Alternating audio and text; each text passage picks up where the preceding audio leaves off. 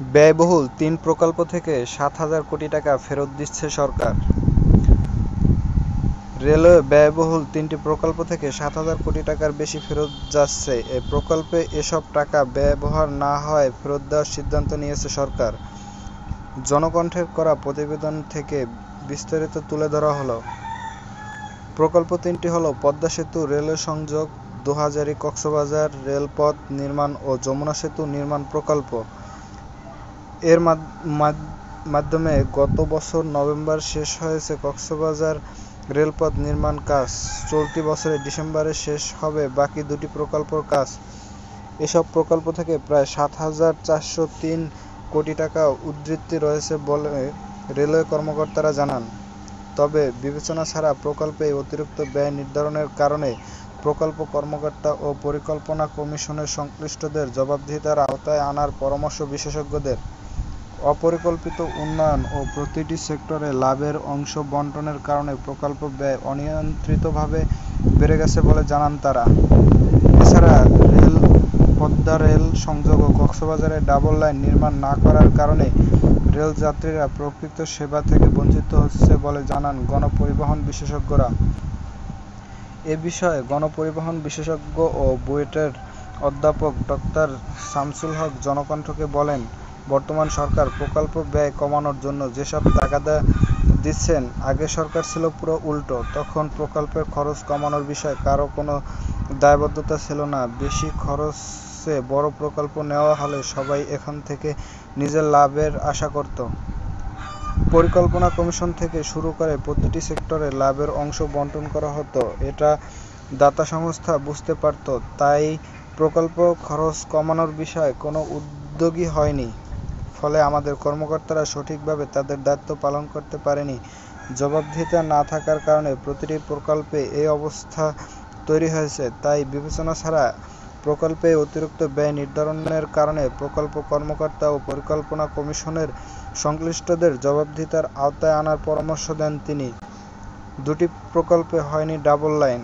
Railway সূত্র জানায়, ৩৯,২৪৬ কোটি ৮০ লাখ টাকা ব্যয়ে নির্মাণ করা হয়েছে পদ্মা রেল সংযোগ প্রকল্পটি। এই প্রকল্পটির একটি অংশ ঢাকা থেকে ভাঙ্গা পর্যন্ত গত বছর ১ নভেম্বর চালু করা হয়েছে। বাকি অংশ ভাঙ্গা থেকে যশোর পর্যন্ত আগামী নভেম্বর চালু হবে বলে রেলওয়ে কর্মকর্তারা জানান। এছাড়া গত বছর নভেম্বর কাজ শেষ হয়েছে দোহাজারী-কক্সবাজার রেলপথ নির্মাণ প্রকল্পটি। এটি নির্মাণ ব্যয় হয়েছে ১৮,০৩৪ কোটি ৪৭ লাখ ৫০ হাজার টাকা। তবে এত টাকা ব্যয় করে এই দুই রেলপথ নির্মিত হয়েছে সিঙ্গেল লাইনে। তাই প্রশাসনিক অদক্ষতা ও অক্ষমতার কারণেই এটি রয়েছে। কারণ পদ্মা রেল সংযোগ প্রকল্প ও কক্সবাজার রেলপথ নির্মাণ প্রকল্পে যে টাকা ব্যয় হয়েছে তা দিয়ে এই পথে ডাবল রেলপথ নির্মাণ করা যেত বলে জানান গণপরিবহন বিশেষজ্ঞরা। এ বিষয়ে বুয়েট অধ্যাপক ডক্টর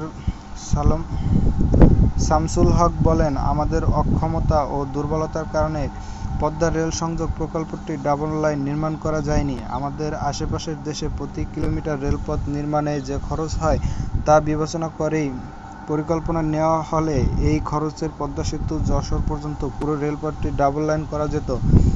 এটা না করায় দক্ষিণ-পশ্চিম অঞ্চলের মানুষ পুরো রেল সেবা থেকে বঞ্চিত হবে। তিনি বলেন, একই অবস্থা কক্সবাজার রেলপথ নির্মাণের ক্ষেত্রেও। সেখানে ঝিনুকের মতো দেখতে সুন্দর একটি রেল স্টেশন নির্মাণ করা হয়েছে, কিন্তু রেলপথটি ডাবল লাইন করা হয়নি। এছাড়া যাত্রীদের চাহিদা থাকার পরও পর্যাপ্ত ট্রেন দিতে পারছে না কক্সবাজার রুটে। তাহলে এত টাকা খরচ করে রেলপথ বানিয়ে কী লাভ হলো? শুধু রেলপথ নির্মাণ করেই শেষ? লাইন দিয়ে ট্রেন চালানোর জন্য পর্যাপ্ত কোচ ও ইঞ্জিন নেই রেলওয়ের। তাই অপরিকল্পিত উন্নয়নের কারণে রেলযাত্রা প্রকৃত সেবা থেকে বঞ্চিত হচ্ছে বলে জানান তিনি।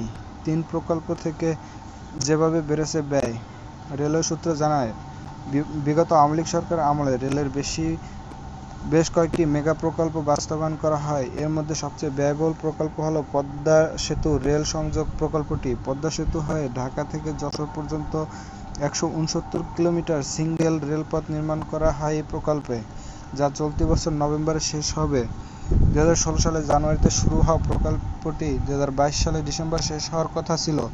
প্রকল্পের অনুমোদনে সময় ব্যয় ধরা হয়েছিল 34,988,86,00,000 টাকা। পরবর্তীতে জিপিপি সংশোধনের মাধ্যমে প্রকল্প ব্যয় ও সময় বাড়ানো হয়। সর্বশেষ প্রকল্প রিভিউর মধ্যে প্রায় 621 কোটি টাকা উদ্ধৃত থাকবে বলে সংশ্লিষ্টরা জানান। রেলওয়ের দ্বিতীয় ব্যয়বহুল প্রকল্পটি হল চট্টগ্রামে দোহাজারী থেকে কক্সবাজার পর্যন্ত 100 কিলোমিটার রেলপথ নির্মাণ। প্রকল্পটি 18,034,47,50,000 টাকা ব্যয়। প্রকল্পটি গত বছর নভেম্বরে শেষ হয়। প্রকল্পটি 2010 সালের 1 জুলাই শুরু হয়ে 2013 সালের ডিসেম্বরে কাজ শেষ হওয়ার কথা ছিল। ডিপিপির অনুমোদনের সময় প্রকল্পের ব্যয় ধরা হয়েছিল 1,852 কোটি টাকা। পরে সংশোধন করে প্রকল্পের মেয়াদ ও ব্যয় বাড়ানো হয়। এই প্রকল্পের আওতায় দোহাজারী থেকে রামু হয়ে কক্সবাজার পর্যন্ত 100 কিলোমিটার এবং রামু থেকে গুন্দুম পর্যন্ত 28 কিলোমিটার নতুন রেলপথ স্থাপন করার কথা ছিল। কিন্তু মিয়ানমারের সঙ্গে বাংলাদেশ রোহিঙ্গা ইস্যু নিয়ে সৃষ্ট জটিলতার কারণে রামু থেকে গুন্দুম পর্যন্ত রেলপথ নির্মাণ কাজ বাদ দেওয়া হয়। কিন্তু ব্যয় না কমিয়ে উল্টো বেড়ে যায় কয়েক গুণ। সর্বশেষ রিভিউর মধ্যে প্রকল্পের ব্যয় প্রায় 6,682 কোটি টাকা উদ্ধৃত থাকবে বলে সংশ্লিষ্টরা জানায়। রেলওয়ের তৃতীয় ব্যয়বহুল প্রকল্প যমুনা রেল সেতু। যমুনা ইকো পার্কের পাশ দিয়ে বিদ্যমান বঙ্গবন্ধু সড়ক সেতু পশ্চিম অংশে নির্মাণ করা হচ্ছে। যমুনা রেল সেতুটি প্রায় 4.80 কিলোমিটার দীর্ঘ। সেতুটি নির্মাণ ব্যয় ধরা হয় 16,781 কোটি টাকা। এর মধ্যে 12,149 কোটি টাকা ঋণ সহায়তা দেবে Japan international cooperation agency JICA. বাকি 4,631 কোটি টাকা সরকারের নিজস্ব তহবিল থেকে ব্যয় করা হবে। প্রকল্পে এক দফা সংশোধন 2020 সালে 3 মার্চ একনেক সভায় অনুমোদন করা হয়। ইতোমধ্যে রেল সেতুটি 94% কাজ শেষ হয়েছে। আগামী ডিসেম্বরে সেতুটির নির্মাণ কাজ শেষ হবে। এই প্রকল্প থেকে 100 কোটি টাকার বেশি উদ্ধৃত থাকবে বলে সংশ্লিষ্টরা জানায়। এ বিষয়ে রেলওয়ে মহাপরিচালক সরদার শাহাদাত আলী বলেন, ইতোমধ্যে পদ্মা রেল সংযোগ প্রকল্পে পুরো কাজ শেষ হয়েছে। এ বছর শেষের দিকে ভাঙ্গা যশোর অংশে ট্রেন চলাচল শুরু করা যাবে। এছাড়া রেলের আরেকটি মেগা প্রকল্প যমুনা রেল সেতুর কাজ শেষ পর্যায়ে। এ বছরের মধ্যে যমুনা সেতু দিয়ে ট্রেন চলাচল শুরু করা যাবে। তবে প্রকল্প দুটির উদ্বোধনের দিন তারিখ এখনো ঠিক হয়নি বলে জানান তিনি।